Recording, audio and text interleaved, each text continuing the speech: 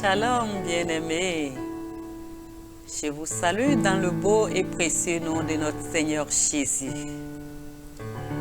Nous sommes là pour nos instants méditation.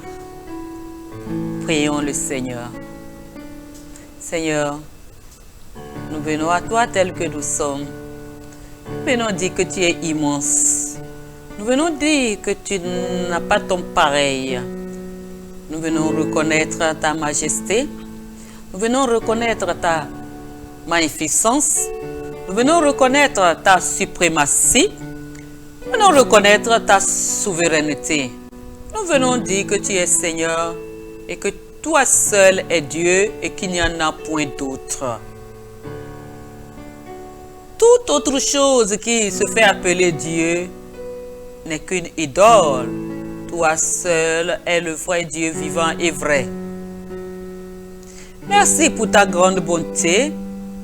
Merci pour tes bienfaits. Merci pour ta fidélité dans nos vies. Papa, nous t'écoutons maintenant. Dispose nos cœurs. Dispose le cœur de mon frère et de ma soeur. Et nourris-nous, Papa. Fortifie-nous par ta parole. Édifie-nous par ta parole. Et donne-nous la grâce de t'être agréable, de te plaire à tous égards, en étudiant, en écoutant, en méditant et surtout en mettant en pratique ta parole. Pour cela, nous ne pouvons pas le faire sans ton merveilleux Saint-Esprit. Saint-Esprit, Esprit de Jésus-Christ, Esprit de conseil, Esprit de force, Esprit de sagesse, Esprit du Dieu vivant et vrai. Viens et remplis-nous, remplis-nous, remplis-nous à nouveau et rends nos cœurs sensibles à la parole de Dieu. Merci, Papa. Au nom de Jésus, nous avons prié. Amen. Nous allons adorer le Seigneur, n'est-ce pas? Jésus-Christ est Seigneur. Il est sorti du tombeau, il est Seigneur. Tout genou fléchira, toute langue confessera que Jésus est Seigneur. Il est Seigneur, Jésus-Christ, oh Jésus est Seigneur. Amen. Il est sorti du tombeau, il est Seigneur. Alléluia. Tout genou fléchira, toute langue confessera que Jésus est Seigneur. Oui, que toute langue confesse que tu es Seigneur. Que tout genou fléchisse devant toi, Jésus-Christ. Car toi seul es Dieu, tu es l'unique, il n'y a point de Dieu que toi. Merci, Jésus, d'avoir accepté, fait de nous tes frères. Merci d'avoir fait de nous des co-héritiers dans la maison de notre Papa. Merci, merci, merci. Reçois notre hommage, Papa. Merci. Au nom de Jésus, nous avons adoré. Amen. Bien-aimés, pour notre méditation, nous allons développer un thème qui se trouve dans le dévotionnel écrit par l'homme de Dieu, l'évangéliste Ayodele Matthew Olatunde. Et ce thème est capital. Il est intitulé Fuyez l'idolâtrie. Fuyez l'idolâtrie. Fuyez l'idolâtrie. Nous allons lire dans Juges chapitre 6, les versets 1 à 16, puis 25 à 27. Lisons la parole de Dieu au nom de Jésus. Les Israélites firent de nouveau ce que l'Éternel considère comme mal, de sorte que l'Éternel les livra au pouvoir des Madianites pendant 7 ans.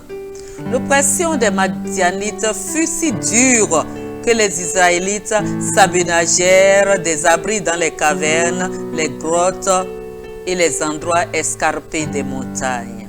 Chaque fois que les Israélites avaient ensemencé leurs champs, les Madianites venaient les attaquer avec les Amalécites et d'autres tribus nomades de l'Orient. Ils établissaient leur campement dans le pays et détruisaient les récoltes jusqu'aux abords de Gaza. Ils ne laissaient aux Israélites ni vivres, ni moutons, ni bœufs, ni ânes. En effet, ils arrivaient en grand nombre comme des sauterelles, avec leurs troupeaux et leurs tentes. Eux et leurs chameaux étaient innombrables et ils envahissaient le pays pour le ravager. Les Israélites furent réduits à une grande misère par les Madianites et ils implorèrent l'Éternel. Lorsque les Israélites implorèrent l'Éternel à cause des Madianites, il leur envoya un prophète qui leur dit: voici ce que déclare l'Éternel, le Dieu d'Israël. C'est moi qui vous ai fait sortir d'Égypte, de ce pays où vous étiez réduits à l'esclavage. Je vous ai délivré des Égyptiens et de tous ceux qui vous opprimaient. Je les ai chassés devant vous et je vous ai donné leur pays. Je vous ai dit: je suis l'Éternel, votre Dieu. Ne craignez pas les dieux des Amoréens dont vous habitez le pays. Mais vous ne m'avez pas écouté. L'ange de l'Éternel vint s'asseoir sous le chêne qui se trouvait à Ophra dans la propriété de Joas, un homme de la tribu d'Abiézer. Gédéon, un fils de Joas, était en train de battre le blé dans le pressoir à raisin pour le cacher des Madianites. L'ange de l'Éternel lui apparut et dit: l'Éternel est avec toi, guerrier valeureux. Gédéon lui répondit: de grâce, mon Seigneur, si le Seigneur est avec nous, pourquoi tant de malheurs s'abattent-ils sur nous? Où sont donc tous ces prodiges que nos pères nous ont racontés en nous disant que l'Éternel nous a fait sortir d'Égypte? En réalité, l'Éternel nous a abandonnés et nous a livrés au pouvoir des Madianites. Alors l'Éternel se tourna vers lui et dit: va avec cette force que tu as et délivre Israël des Madianites. N'est-ce pas moi qui t'envoie? Mais Gédéon répliqua: de grâce, mon Seigneur, avec quoi pourrais-je délivrer Israël? Ma famille est peu importante dans la tribu de Manassé et moi, je suis le plus jeune des fils de mon père. L'Éternel lui répondit: je serai avec toi, c'est pourquoi tu battras les Madianites tous ensemble. Nous allons au verset 25. La nuit suivante, l'Éternel dit à Gédéon: prends le jaune taureau de ton père, le second, celui de 7 ans. Démolis l'autel de Baal qui est à ton père et abat le poteau sacré voué à la déesse Asherah qui est dressé à côté. Puis tu bâtiras un autel bien aménagé à l'Éternel ton Dieu au sommet de cette colline. Tu prendras le second taureau et tu l'offriras en holocauste en utilisant comme combustible le bois du poteau sacré que tu auras abattu. Gédéon prit 10 hommes parmi ses serviteurs et fit ce que l'Éternel lui avait demandé. Mais comme il n'osait pas agir en plein jour par crainte de sa famille et des habitants du village, il opéra de nuit. Que Dieu bénisse sa parole. Je passe aux commentaires. Exode chapitre 20, verset 4 à 5 nous dit: Tu ne te feras point d'image taillée, ni de représentation quelconque des choses qui sont en haut dans les cieux, qui sont en bas sur la terre et qui sont dans les eaux plus bas que la terre. Tu ne te prosterneras point devant elles et tu ne les serviras point. Car moi, l'Éternel, ton Dieu, je suis un Dieu jaloux, qui punit l'iniquité des pères sur les enfants jusqu'à la 3e et la 4e génération de ceux qui me haïssent. Bien-aimé, celui qui se fait une image taillée, celui qui se fait une représentation quelconque pour dire que ça c'est son Dieu, de quoi que ce soit qui soit en bas sur la terre, dans les eaux, plus bas que la terre, c'est-à-dire dans l'eau, qui se procède devant autre chose que le Dieu vivant et vrai, Dieu dit que la personne le hait ainsi. Et il punit, il nous dit qu'il est un Dieu jaloux. Bien-aimé, Dieu déteste l'idolâtrie avec passion. C'est une grande insulte envers le Tout-Puissant lorsque les gens s'engagent dans l'idolâtrie. L'adoration des idoles est un piège pour l'âme des hommes. Elle retourne les hommes contre son Créateur. Elle retourne l'homme contre le Créateur et les rend esclaves et captifs des démons. L'idolâtrie maintient les hommes dans la servitude et c'est un péché terrible devant le Dieu Tout-Puissant. As-tu entendu? C'est pourquoi Paul nous a conseillé de fuir l'idolâtrie dans 1 Corinthiens chapitre 10 verset 14. Il dit, c'est pourquoi mes bien-aimés, fuyez l'idolâtrie. Dans le passage biblique du jour, le Seigneur a demandé à Gédéon d'abattre l'autel de Baal de son père et de le remplacer par un autel du Dieu Tout-Puissant. Gédéon a obéi et il a pu vaincre les Madianites qui étaient si nombreux avec seulement 300 hommes.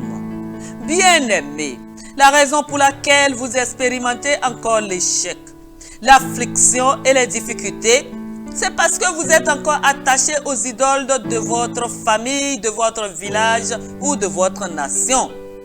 Brisez le lien avec ces idoles. Brisez tout lien avec ces idoles. Abattez l'autel des idoles de votre famille. Refusez de célébrer ou de vous prosterner devant des idoles de toute forme et vous commencerez à jouir de la gloire de Dieu. Tu adorais les idoles et maintenant tu veux venir au Dieu vivant. Je te donne l'opportunité, bien-aimé, de donner ta vie à Jésus. Parce qu'avec les idoles, c'est la servitude, c'est la captivité. Il n'y a rien dedans. Alors dis, Père, je viens à toi tel que je suis. Je me reconnais pécheur. Je demande pardon parce que j'ai adoré les idoles. J'ai adoré les idoles sans le comprendre, sans en comprendre le sens. Et ma vie a été renversée, ma vie est sans dessus dessous. Bien-aimé, dis-le parce que toi-même tu sais que ta vie est désordonnée, ta vie est renversée. Dis, Père, je reconnais que je me suis égaré loin de toi, le Dieu vivant et vrai. J'ai pris une motte de terre et j'ai déposé devant moi et je suis allé me prosterner devant toi. Devant cela, au lieu de me prosterner devant toi, je te demande pardon. J'ai pris un bois que toi tu as créé et j'ai déposé, j'ai mis de l'huile rouge sur ça et j'ai adoré, pardonne-moi. Maintenant, je prie que tu me laves de toute iniquité. Aujourd'hui, je reconnais Jésus-Christ comme mon sauveur, je l'accepte. Je l'accepte comme mon sauveur et sauveur personnel. Donne-moi ton Saint-Esprit et donne-moi de t'expérimenter. Et change mon histoire. Merci Seigneur, au nom de Jésus. Bien-aimé, fuyez l'idolâtrie. Tu vas dire, autel des idoles de ma maison familiale qui attaque ma destinée soit détruit au nom de Jésus. Autel des idoles de ma famille, de ma maison familiale qui attaque ma destinée soit détruit, soit détruite, soit détruit, soit détruit au nom de Jésus. Ces idoles sont détruites de ta vie. Bien-aimé, fuis l'idole et que Dieu soit ton Dieu au nom de Jésus. Tu es béni au nom de Jésus.